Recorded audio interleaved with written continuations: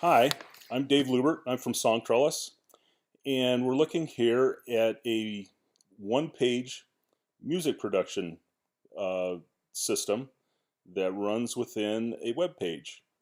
This is the Tonematrix service on the SongTrellis website. Now, if you look here, that says this is a 16 by 16 grid. Say, well, you can make music with that. What kind of music? Well, this default grid here can represent any piece of music that that is laid out on a grid where of 4 beats, where each beat is divided by 4, and that allows uh, 16 pitches to be up to 16 pitches to be played at once. So this matrix, the columns are representing units of time, subdivisions of a beat of the 4 beats, and the rows are representing the set of pitches. But that matrix, so that matrix can represent any piece of music that decides to start at any one of those subdivisions and end at any one of those subdivisions. To begin with, I'm just going to show music that where the sound starts up for one subdivision and then stops playing and then has rest after it. But eventually, in future screencasts, I can show, yeah, you can extend these notes from any chosen boundary to another one. And so this is basically showing music in a loop. Well, so yeah, a loop of one measure. What can you do with that? Well, you can still write some very interesting music with one measure, but that's not a limit. Uh, if you look here in the second row, we have actually, let's look in the first row. It says, hey, we can vary the number of beats, we can vary how those beats are subdivided, and we can vary the number of measures that are available and the number of so this this rows count is misconfigured. It's only showing the first digit of 16. This is actually showing 16. It's showing one digit of 6. The initial digit of 16. Sorry about that. I'll fix this. Um, and so there's many different, just an amazing amount of music that can be done even in one measure, and we can extend the measures kind of indefinitely. There's a lot of music here.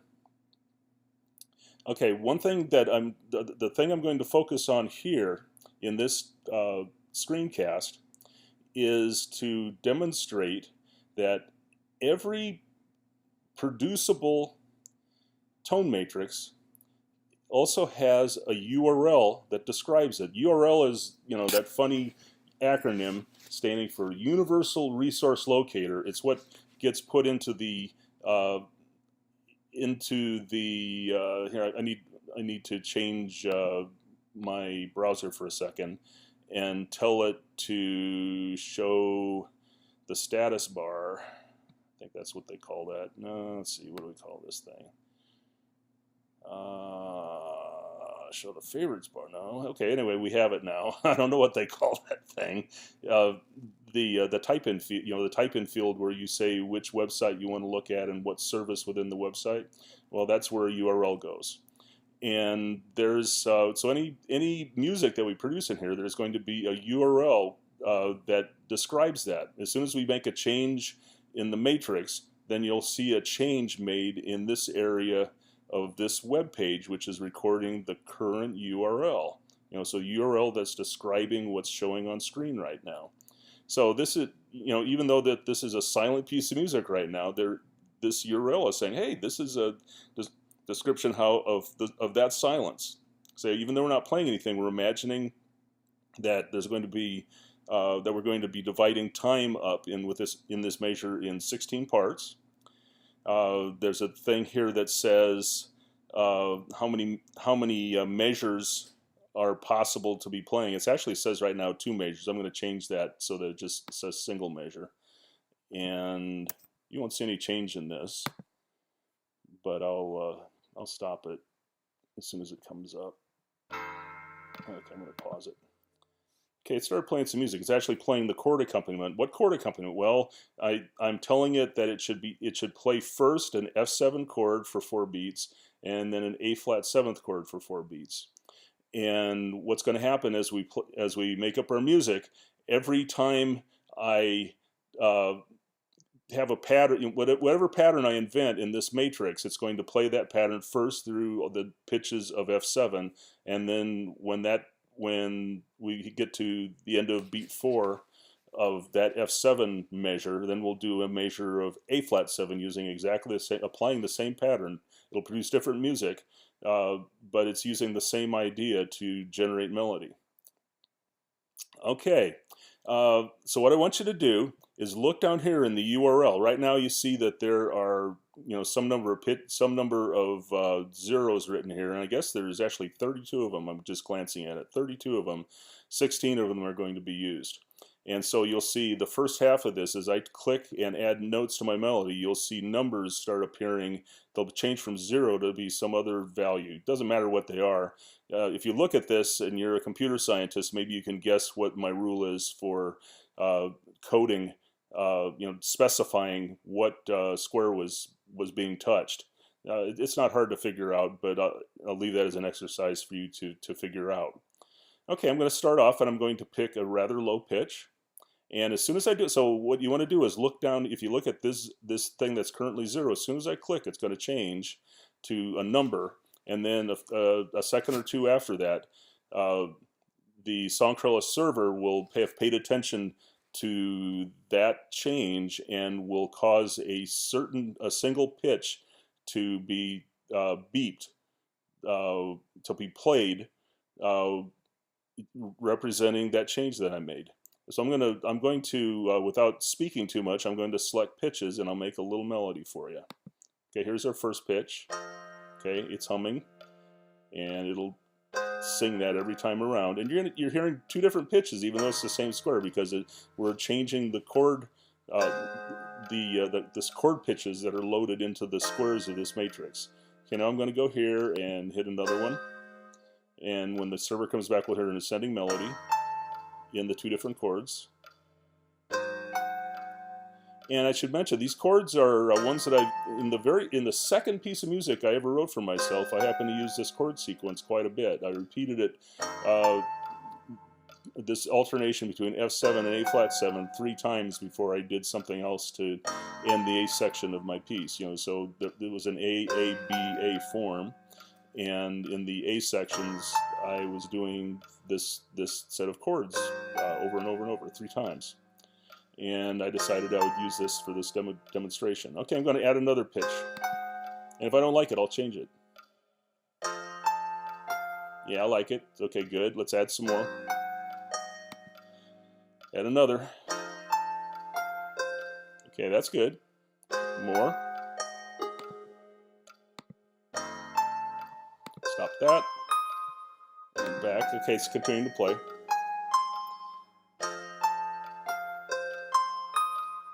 Okay, I'm almost have it complete. Almost to fill out the one measure. Going to do a flurry of descending notes. Okay, I like this. I think I'm going to call this complete right now. So I have, out of the 16 possible places I could place a sound, I have chosen 8 of them. And I'm not doing a regular spacing between them. I'm skipping. I'm doing 2 and then 3 and then 2 and 2 and 2 and 2 and 1 and then 2 again. So 3s, 1s, and 2s are the distances between the hits that I'm, the sounds that I'm doing in this loop. Okay, now I don't know if you're looking down here, but we have a whole set of different numbers now than those zeros that we had at the beginning. We have a pitch that's labeled 1024. Then we have a 0. It means in the second column, look at the second column, there's nothing playing there. In the third column, we have a pitch that's labeled 256. No sounds in the next 2, that means zeros there. Then a pitch that's labeled 512. And you can read it from left to right, and you'll see that it corresponds exactly with the pattern of notes being turned on and turned off. And then there's some unknown rule you have to figure out that says whether, what actual pitch is going to be played within its corresponding column. So anyway, this URL is expressing what we need to know about what actually, more importantly, it is expressing what the SongTrellis Tonematrix server needs to know to produce this music and this square grid, and to know how to animate it and how to label the columns of this grid. Okay, well, way cool. This is this is the information, essential information for, you know, if my machine happened to crash, or if I happened to close down my browser, how could we save this music? How could we preserve it?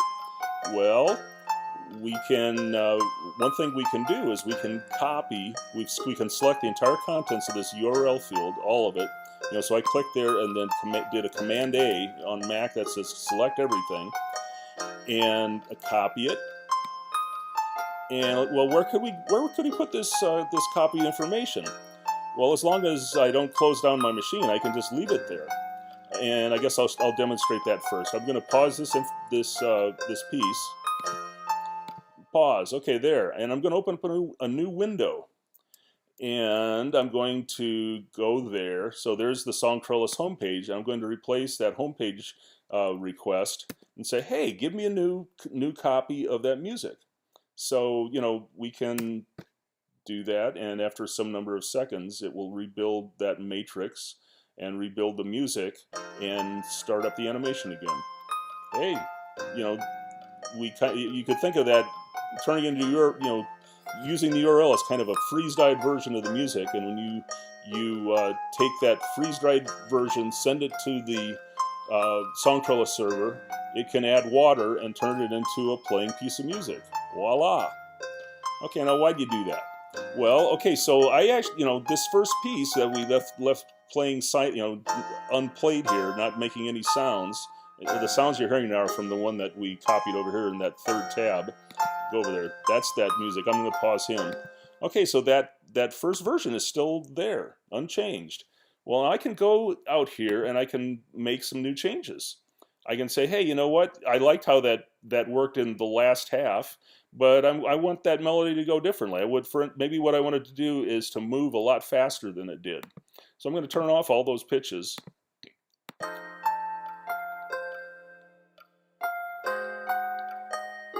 Okay, so I have a new version. I said, hey, instead of making it faster, I said, hey, let's leave a big space there and then just play that final pitch of our original melody. And it sounds good. You know, this is a valid piece of music just by itself. And so I have a new copy. Okay, well, let's pause this and let's copy all of that. And let's open a new tab and paste it in and start it up, and we'll hear, hey, this is a new thing. Okay, so our original, you know, the last two versions we've done are sitting there in tabs, waiting for us to go back to them, but we're going to do a new experiment. We'll do some, I think what I'm going to do is have this come up, and I'm going to draw kind of a teepee of sound. Stop that. Okay, hear that run where it went up? Kind of a staircase of sounds. Now I'm going to come down the staircase. In a second, it'll do the thing.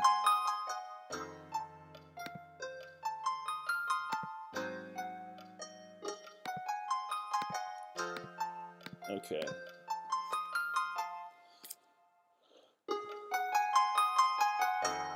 Okay, so we have staircase up and then down. And instead of doing just that, I will have it jump down and make a big step down at the very end. So you.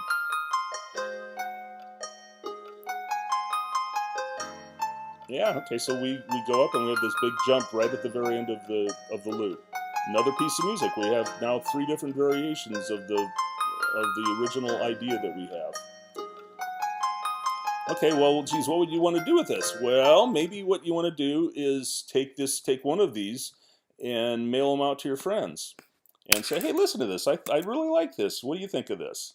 So we copy it and we go to our mailing program, and here's my Apple Mail, and I had an open window knowing I was going to do this, and I paste. I don't have any specific friend I want to do it, so I'm going to say, hey, I'm my own friend. Send it to me. Send it back to me, and I can make believe that I'm talking to somebody. You know, this could, you know, if you cared to listen to what I compose, you could say, hey, Lubert, show me your send me your music as you do it, and I'll send you an email. Set up an email list of some sort for you, or maybe I'll set up an RSS channel for the same purpose. But here we go, and I'll say new Tonematrix loop, and I'll say, do you like this? Okay, and I'll send it off. And in a second, I'll get a notification that I have new mail. Should, if my inbox is properly set up. I hope it'll come back. Come on. Come on, Apple Mail. Do your job. Okay. I guess what I'm going to do is I'm going to quit my mailer and restart it. And when I do that, I'll get a notification back that I have new mail. I hope. Come on. Well, kind of a bust here. Let's try something different. Okay. Well, there's you know, mailing is one thing that could be done. Another thing that could be done is you could actually publish this. SongTrellis. Okay, so my mail has gone down. I'll restart it and maybe okay. Connect it, please. Show me new.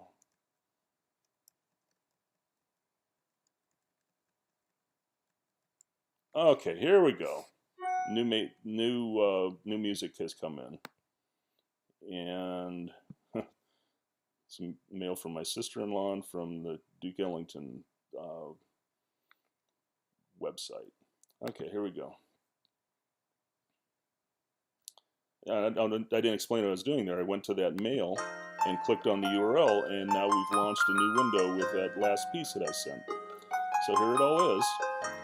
And I need to point out that anytime you mail a Tonematrix, this is meant for sharing ideas with other musically interested people.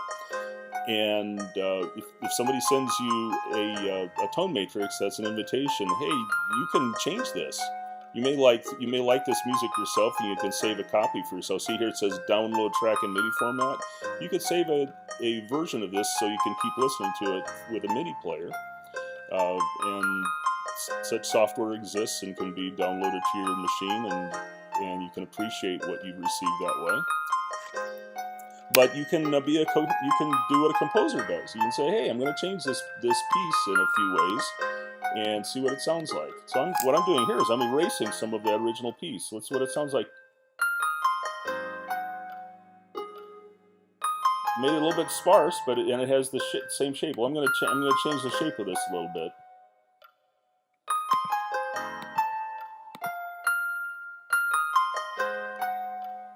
I'm going to make this go to a higher pitch. And instead of having it go low, I'm going to have it go higher than it ever did. So this used to tend down, though, so this new one tends down. And I don't like that so much. I'm going to have it go to one of the middle pitches, see what this sounds like. Okay. And I'm going to have this jump up from lower.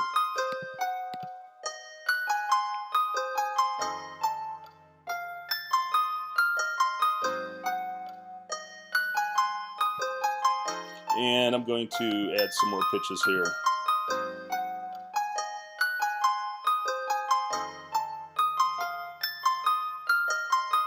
Okay, well, I think I could do some other things to this, but this is still interesting music. Okay, so what other change could I do? Well, I could say let's change the harmony of this. So it's playing through F7 and A flat 7. I'm going to say instead of A flat 7, play this through F7 and E flat 7. And when I do this, we're going to end up using harmony that's kind of common inside of a piece of Charles Mingus that's called Nostalgia in Times Square. Hi. So something happened that was a little bit unfortunate in my screencasting software when I changed the second chord from A flat 7 to E flat 7. All of a sudden, the volume in the speak of the music all of a sudden got very much louder and drowned my speaking track, which is kind of defeating the purpose of making this video. So I had to interrupt. What I did in the part that I've had to that I'm skipping over is I took the description of let me play this music again, and this is the old pattern, the previous pattern I just did, and playing it instead of F7 A flat 7, doing F7 E flat 7. And what I was mentioning is that this chord sequence we're borrowing now is from a piece of Charles Mingus's called Nostalgia in Times Square, a pretty famous piece of music among jazz listeners. And it gave good results. And so what I had decided to do was open up a mailer and mail off a notice to my recipient. I'm just basically mailing it back to myself as an example, but this could be a real person.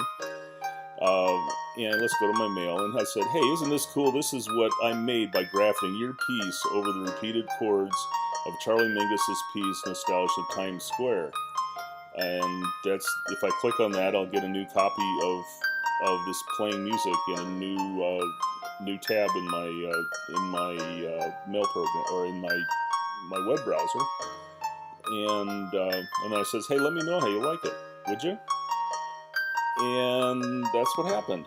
So anyway, the point of all this is that this is a way for groups of people interested in music to make new musical ideas and to trade them back and forth among each other.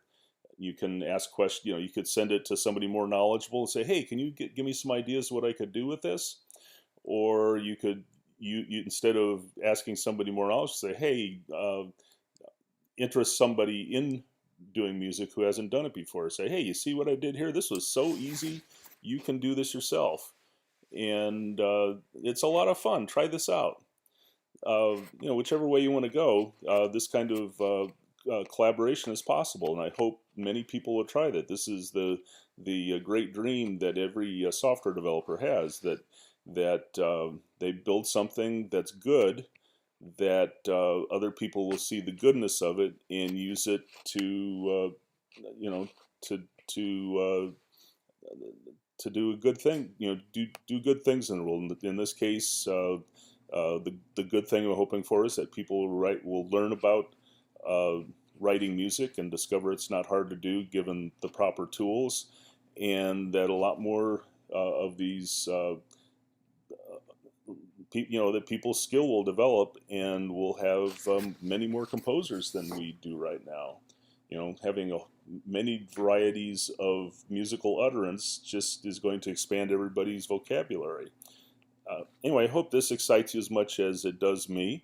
If you have any comments on that, let's go review my email address. It's right here, davidlu@songtrellis.com. Send me mail. I'll try to respond to you. I'm kind of notorious for not being all reliable in replying, but I think it's important that I replied if you send me something. So please do if you like this, or if you can see things I should be doing differently. Please send me a comment about that. I would love to hear from you, and I am very excited about showing you the many. Oh geez, there's thousands of things you could do with this apparently tiny piece of software. It's actually has a big reserve of ideas underneath it, but I hope hope I'll be able to show you how all that fits together. Till next time, end of this screencast. I'll do another one pretty soon. See you later.